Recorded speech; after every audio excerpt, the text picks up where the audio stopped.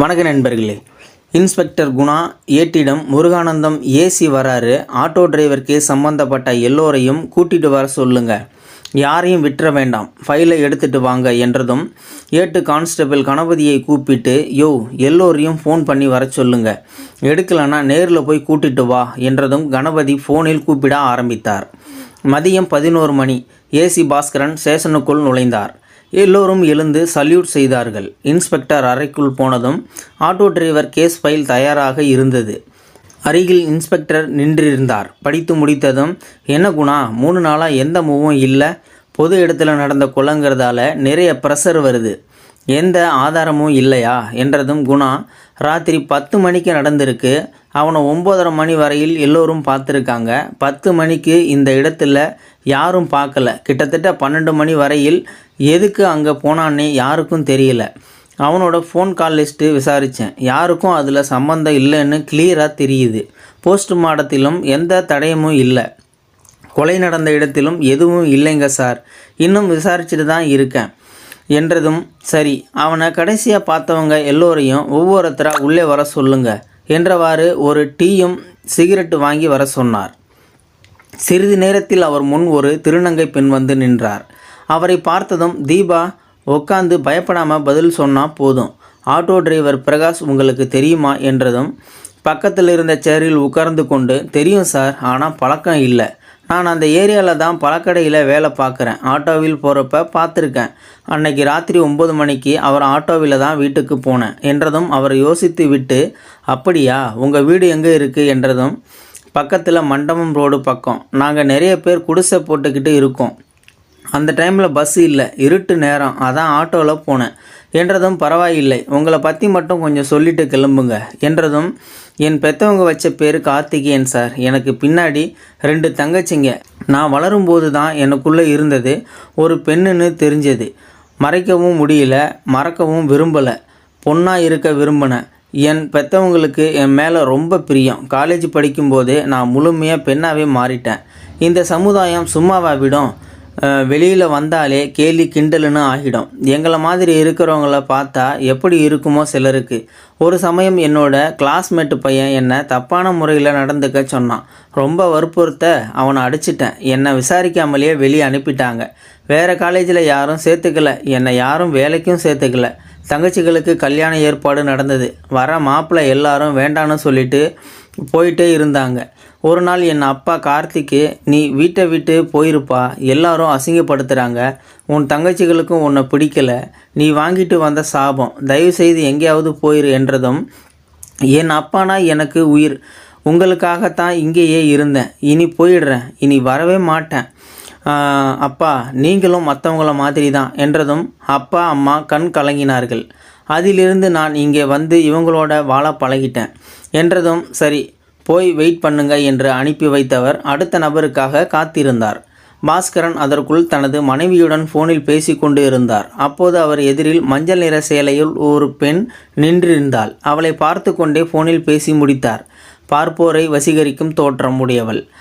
அவரை உட்காரச் சொல்லி, சொல்லுங்க அபர்ணா, பிரகாஷ் எப்படி தெரியும், தீபாவை அவர் இறக்கி விடும்போது நீங்களும் இருந்திருக்கீங்க, அதனால் கொஞ்சம் தெளிவாக சொன்னால் நல்லா இருக்கும் என்றதும், பிரகாஷ் தான் சார் என்னை ரெகுலராக நைட் டியூட்டிக்கு கூட்டிகிட்டு போய் விடுவான், அவனுக்கு ஏரியா சொன்னால் போதும், கஸ்டமர்கிட்ட சரியாக கூட்டிகிட்டு போய் விட்டுருவான், நானும் 100 ரூபா சேர்த்து தருவேன், வரும்போது நானாக வந்துடுவேன், அன்றைக்கி நைட்டு மயில் லாட்ஜில் தான் கஸ்டமர் ரூம் போட்டிருந்தார், என்னை கொண்டு போயிட்டு விட்டுட்டு காசு வாங்கிக்கிட்டே கிளம்பிட்டான் என்றதும், அவனுக்கும் உங்கள் தொழிலுக்கும் ஏதாவது தொடர்பு இருக்கா என்றதும், இல்லை சார், எனக்கு ஆட்டோ ஓட்டுவான், அவ்வளோதான், என்கிட்ட கூட எதுவும் வச்சுக்கிட்டது கிடையாது என்றதும், சரி, உங்களை பற்றி விவரங்களை மட்டும் சொல்லிட்டு போங்க என்றதும் அவள் அமைதியானாள். பாஸ்கரன் காத்திருந்தார். அபர்ணா, என்னை பற்றி என்ன சார் சொல்கிறீங்க, என்னை பற்றி எல்லோருக்கும் தெரியுமே, என் அம்மா எங்கள் அப்பா செத்ததுக்கு அப்புறம் கௌரவமாக பொழைக்காமல் படுத்து பொழைக்கலாம்னு முடிவு செஞ்சிட்டா, நரகம்னு தெரியாமல் இதில் இறங்கிட்டா, அவளுக்கு உடம்பு தளரும்போது நான் பருவத்துக்கு வந்துட்டேன், எங்கேயும் தப்பிச்சு ஓட முடியுமா என்ன, எங்கள் அம்மா தடுத்தும் எவனும் கேட்கல, மாறி மாறி சீரழித்து கடைசியாக வேசி முத்திரை குத்தி வீதியில் விட்டுட்டாங்க, ராத்திரி ஆனால் படுத்தே ஆகணும், என்னமோ வாழ்க்கை ஓடிக்கிட்டு இருக்கு சார், தோல் சுருங்குற வரையில் பொழப்பு ஓடிடும், அப்புறம் பேர் தெரியாத சீக்கில் அழுகி போய் கிடக்கணும். அதுதான் விதிச்சது என்றதும் அவளுடைய கண்களையே பார்த்து கொண்டு இருந்த பாஸ்கரன், சரி வெயிட் பண்ணுங்க என்றார். மதியம் சாப்பாட்டு பையுடன் அவருடைய மனைவி வந்தனா உள்ளே வந்தார். அவர், எதுக்குமா இங்கே, நானே வந்திருப்பேன் என்றதும், தெரியாது எங்களுக்கு, பேசாமல் சாப்பிடுங்க என்று பரிமாறத் தொடங்கினார். சாப்பிடும்போது அவர் மனம் எதையோ ஆசை போட்டபடியே இருந்தார். அவர் மனைவி, என்னங்க சார் பலத்த யோசனை, சாப்பாட்டில் கவனம் இல்லாமல் என்றதும், போலீஸ் புத்தி ஒன்று சொல்லுது, சாதாரண மனுஷனா எனக்குள்ள ஒரு குற்ற உணர்ச்சி, எதுக்கு சிலரை இப்படி உருவாக்கி வச்சிருக்கோம்னு, சில மனிதர்களை எதுக்கு மாற்ற முடியாமல் இருக்கோம்னு தோணுது. சரி நீ கிளம்பு, எனக்கு வேலை இருக்கு என்றபடி கை கழுவ கிளம்பினார். மனைவியை அனுப்பிய பிறகு மீண்டும் ஒரு சிகரெட்டு தேவையாக இருந்தது. மீண்டும் அறைக்குள் வந்த அவர் அடுத்த நபரை உள்ளே அழைத்தார். 25 வயது மதிப்பில் ஒரு பெண் அவர் முன் வந்து அமர்ந்தாள். அவரிடம், உங்கள் பேர் கோமதி, ஊர் பழனி, லவ் மேரேஜ் பண்ணிட்டு வந்தீங்க, வந்த கொஞ்ச நாளில் புருஷன் தற்கொலை பண்ணிட்டாரு, கையில் இப்போதைக்கு ஒரு பெண் குழந்தை மட்டும் இருக்குது, எந்த ஆதரவும் இல்லை, அதே ஏரியாவில் கார்மெண்ட்ஸில் சூப்பர்வைசர் வேலை பார்க்குறீங்க இல்லையா? எனக்கு உங்களை பற்றி தெரியும், தீபா, அபர்ணா, அப்புறம் நீங்கள் 3 பேரும் தான் பிரகாஷோட கடைசியாக கஸ்டமர்ஸ். அதுக்கப்புறம் அவன் இருந்துட்டான், அதிலும் நீங்கள் தான் அவன்கிட்ட இருந்து கடைசியாக இறங்குனது. எதுவாக இருந்தாலும் மறைக்காமல் சொன்னால் நல்லா இருக்கும் என்றதும், ஆமாம் சார், நாங்கள் 3 பேரும் ஒன்றா தான் போனோம், நான் தான் கடைசி, என் வீட்டில் தான் இறக்குனாரு, திரும்பி வந்துட்டார். அதுக்கப்புறம் போலீஸ் விசாரிக்கும் போது தான் எனக்கே தெரியும் அவர் செத்துட்டாருன்னு என்றதும், அப்புறம் தப்பாக நினைக்க வேண்டாம், புருஷன் இருந்துட்டாரு, இன்னும் தாலி இருக்குது, மிஞ்சி இருக்குது, சொல்லணும்னா மட்டும் இந்த கேள்விக்கு பதில் சொன்னால் போதும் என்றதும், இது வெறும் பாதுகாப்புக்காக தான் சார், புருஷன் இல்லாத பொண்ணுன்னா ஆண்களுக்கு தனி அன்பு ஏற்படுது சார், அதுவும் வெறித்தனமாக வெளியில் இருக்கிற ஒவ்வொரு நொடியும் நரகம் மாதிரி. ஒரு விதவை நேரடியாக அவளோட மார்பை பார்க்குற தைரியம் வந்துடுது சார் பலருக்கு. ஏதோ அறிமுகம் இல்லாத மிருகங்கள் கிட்ட இருந்து இந்த அடையாளங்கள் தான் காப்பாற்றிக்கிட்டு இருக்குது. காதலிக்கும் போது இருந்த தைரியம் என் புருஷனுக்கு 6 மாதம் கூட இல்லை, எதுக்கோ பயந்து செத்தே போயிட்டான். நான் வாழ்ந்து காட்டுவேன், என் மகளை நல்லா வளர்த்து காட்டுற வரையில் இதை கலட்ட மாட்டேன் என்றதும் பாஸ்கரன் அவளை அனுப்பி வைத்தார். வந்த மூவரும் கிளம்பியதும் அறைக்குள் வந்த குணா, என்ன சார் சொல்கிறாங்க, ஏதாவது தகவல் உண்டா என்றதும், இல்லை குணா, உங்ககிட்ட கொடுத்த தகவல் அப்படியே என்கிட்ட சொன்னாங்க. அவங்க யாரும் கொலை பண்ண வேண்டிய அவசியமும் இல்லை. ஆனால் நடந்த கொலை பற்றி இவங்களுக்கு நல்லா தெரியும், கொஞ்ச நாள் விட்டு அப்புறம்தான் பிடிக்கணும் இவங்களை என்றதும் குணா அவமதித்தார். பாஸ்கரன் ஸ்டேஷனில் இருந்து கிளம்பி வீட்டுக்கு போனார். மறுநாள் காலை கொலை நடந்த இடத்தை பார்வையிட்டார்.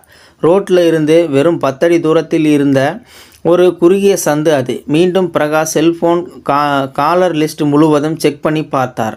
அதற்கு பிறகு 2 வாரங்களுக்கு பிறகு அவர்கள் 3 பேரையும் மீண்டும் வர சொன்னார். 3 பேரையும் அறையில் அவர் மட்டும் தனியாக சந்தித்து, அப்புறம் எல்லோரும் எப்படி இருக்கீங்க, உங்கள் 3 பேர் தான் எங்களோட சாட்சி, குற்றவாளியாக அவ்வளவு சீக்கிரமாக தப்ப விட முடியாது, எங்கள் கடமையை செஞ்சு தான் ஆகணும். சரி, இப்போது உண்மையாக என்ன நடந்ததுன்னு சொல்லட்டா? அன்னைக்கு நைட்டு 9:23 மணிக்கு ஃபஸ்ட்டு அவன் ஆட்டோவில் ஏற்றுனது தீபா, செகண்டு கோமதி, கடைசியாக அபர்ணா. நீங்கள் 10 மணிக்கு கஸ்டமர்கிட்ட போய் இறங்குனேன்னு சொன்னது பொய். நீங்கள் போய் சேரும்போது மணி 10:45. அதேபோல் கோமதி, அபர்ணா 2 பேருமே சரியாக 3/4 மணி நேரம் லேட்டாக தான் போயிருக்கீங்க. ஏறியதிலிருந்து உங்கள் வீட்டுக்கு போக அதிகபட்சம் அரை மணி நேரம்தான். இந்த 45 நிமிடம் எங்கே இருந்தீங்க? அதுவும் 3 பேரும் பதில் சொல்லித்தான் ஆகணும் என்றதும் 3 பேரும் ஒருவர் முகத்தை இன்னொருவர் பார்த்து கொண்டே இருந்தனர். 3 பேரின் முகங்களுக்குள் ஒருவித பயம் பரவுவதை உணர்ந்தார். அப்போது தீபா, நான் தான் சார் பிரகாஷை கொன்னேன் என்றதும் பாஸ்கரன் இல்லை என்றார், தலையாட்டினார். அடுத்து கோமதியும் அபர்ணாவும் நான் தான் கொலை செய்தேன் என்றதும் மறுத்துவிட்டார். எனக்கு தேவை கொலை செஞ்சது யார் என்ற தகவல் மட்டும்தான். உங்கள் தியாகத்தை எல்லாம் என்னால் ஏற்றுக்க முடியாது. இவ்வளோ பொறுமையாக விசாரிக்கிறேன்னா அதுக்கு ஒரே காரணம், உங்கள் மேலே இருக்கிற அனுதாபம். நிறைய காயப்பட்டு இருக்கீங்க, இனிமேலாவது போய் உங்கள் வாழ்க்கையை நல்லபடியாக வாழ பாருங்க என்றவாறு சற்று கடுமை காட்டினார். தீபா, சொல்கிறேன் சார், இதுக்கு மேலே மறைக்க விரும்பலை. அன்னைக்கு ராத்திரி நாங்கள் 3 பேரும் பிரகாஷ் ஆட்டோவில் வந்துட்டு இருந்தோம். அப்போது அந்த சந்து பக்கத்தில் ஒரு பொண்ணு ரோட்டில் நின்று ஆட்டோவை நிறுத்தினார். பிரகாஷ் அவளை கூட்டிகிட்டு அந்த சந்துக்குள்ளே போனான். அந்த பொண்ணு அவன் காலில் விழுந்து கெஞ்சினான். நாங்கள் பார்த்துட்டு இருந்தோம். அப்போ திடீர்னு அந்த பொண்ணு ஒரு சின்ன கத்தியை வச்சு அவனோட கழுத்தை அறுத்துட்டா. நாங்கள் ஓடி போகிறதுக்குள்ளே அவன் துடிதுடிச்சு செத்துட்டான். நாங்கள் அந்த பொண்ணை கூட்டிட்டு யாருக்கும் தெரியாமல் நடந்து இந்த பக்கம் வந்து அவகிட்ட விசாரித்தோம். அக்கா, நான் தினமும் அவர் ஆட்டோவில் தான் ஸ்கூல் போகிறேன். எங்கள் வீட்டில் எல்லோருக்கும் இவர் நல்ல பழக்கம். ஒரு பையன் என்னை லவ் பண்ணுறேன்னு சொல்லிட்டு என் பின்னாடி சுற்றிட்டு இருந்தான். அவன் என் கூட பேசிகிட்டு இருந்தப்போ அதை ஃபோட்டோ எடுத்து வச்சுக்கிட்டு நான் அவனை லவ் பண்ணுறேன்னு எங்கள் வீட்டில் சொல்லி படிக்க விடாமல் பண்ணிடுவேன். அதனால் நான் சொல்கிறத கேளு. நானும் என் ஃப்ரெண்ட்ஸும் கூப்பிடும்போது மட்டும் வந்துட்டு போ, இல்லைனா அவ்வளோதான் மிரட்டிட்டு இருந்தான். எனக்கு வேறு வழி தெரியாமல் கொன்னுட்டேன்னு சொன்னான். எங்களுக்கு அவளோட நியாயம் புரிஞ்சுது. என்ன நடந்தாலும் அந்த பொண்ணை காட்டி கொடுக்கக்கூடாதுன்னு முடிவு செஞ்சோம். இப்போவும் சொல்கிறேன் சார், நானும் அபர்ணாவும் ஜெயிலுக்கு போகிறோம். அந்த குழந்தைய விட்டுருங்க சார். இங்கே பொண்ணுங்களுக்கு பாதுகாப்பு இல்லை. சுதந்திரத்தை கொடுத்து உசுரை உறிஞ்சிற விஷப்பூச்சிகள் மத்தியில் வாழ்கிறது ரொம்ப கஷ்டம் சார். பாஸ்கரன் யோசித்து விட்டு, நாளைக்கு அந்த பொண்ணை நான் போலீஸ்னு சொல்லாமல் கூட்டிகிட்டு வாங்க, அப்புறம் ஒரு முடிவுக்கு வரலாம் என்றதும் கிளம்பி போனார்கள். மறுநாள் அந்த பெண்ணை அழைத்து கொண்டு ஒரு ஹோட்டலில் சந்தித்து பேசினார்கள். அந்த பெண் ஒரு விதமான பயந்த நிலையில் இருந்தாள்.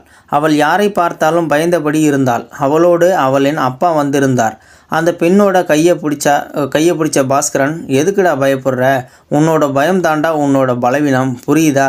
உன் முன்னாடி நிற்கிற இந்த 3 பேரை பார். தைரியமாக நம்ம சமுதாயத்தை எதிர்த்து நின்று வாழ்ந்துட்டு இருக்காங்க. திரும்பி அவளோட அப்பாவிடம் நம்பிக்கையை கொடுங்க சார். நாங்களும் இருக்கோம்னு நம்பிக்கையை கொடுங்க. எதுக்கெடுத்தாலும் பெண் குழந்தைய பயமுறுத்தியே முடைக்கிறாதீங்க. தனது கையில் இருந்த செல்ஃபோனை எடுத்து, இதுதான் பிரகாஷ் ஃபோன், இதில் எதுவுமே இல்லை, சும்மா தான் மிரட்டிட்டு இருந்திருக்கான். உங்கள் பொண்ணு அவன் கூட போயிருந்தாதான் அவனுக்கு சாதகமாக போயிருக்கும். உங்கள் பொண்ணை கூட்டிகிட்டு போங்க என்றதும் அவர்கள் கிளம்பி போனார்கள். பாஸ்கரன் மட்டும் நிம்மதியாக சாப்பிட்டு விட்டு கிளம்பினார். சில நியாயங்கள் சட்டத்திற்கு உட்பட்டவையே.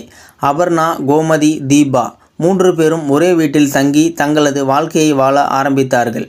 ஒரு இரவு இவர்களை உறவாக்கியது. அபர்ணாவும் தீபாவுடன் வியாபாரத்திற்கு சென்றாள். கோமதியின் மகள் வந்தனா 3 தாய்களோடு வளரும் வாய்ப்பை பெற்றாள். சிலருக்கு ஆண்கள் என்ற துணை தேவைப்படுவதே கிடையாது. இந்த வீடியோ பார்த்துக்கிட்டு இருக்கிற நீங்கள் இந்த வீடியோ பிடிச்சிருந்தா ஒரு லைக் பண்ணிக்கோங்க. இந்த வீடியோவை முடிஞ்ச அளவுக்கு மற்றவங்களுக்கும் ஷேர் பண்ணுங்கள். இந்த வீடியோ பற்றின கருத்துக்களை கீழே இருக்கிற கமெண்ட் செக்ஷனில் மறக்காமல் சொல்லுங்கள். அப்படியே நம்ம சேனலை சப்ஸ்கிரைப் பண்ணிக்கோங்க. மறக்காமல் பெல் சிம்பலையும் கிளிக் பண்ணிக்கோங்க. நன்றி, வணக்கம்.